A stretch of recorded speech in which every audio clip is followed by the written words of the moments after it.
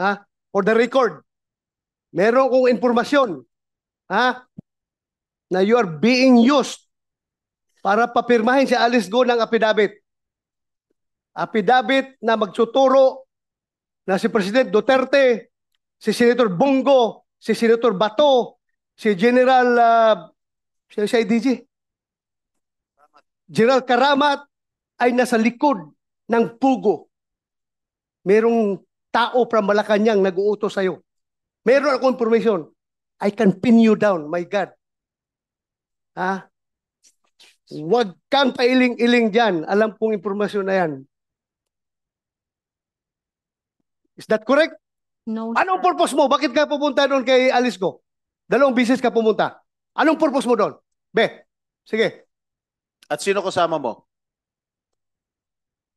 Like what I said, sir, ang kasama ko po pagpunta doon sa Indonesia ay IG po.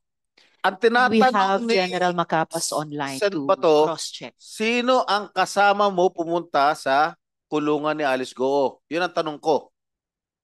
Ako lang po tsaka ang si attorney po. Hindi ka papapasukin doon na ikaw lang. Alam mo, galing ako dyan eh. Tuktok mo.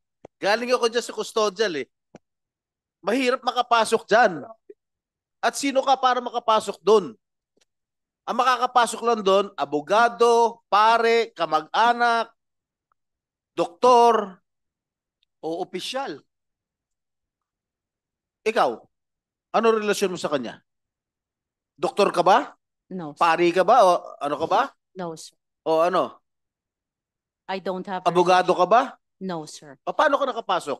Who initiated the meeting? And how did you enter the custodial center? The first time po na pumasok po kami doon, I was still with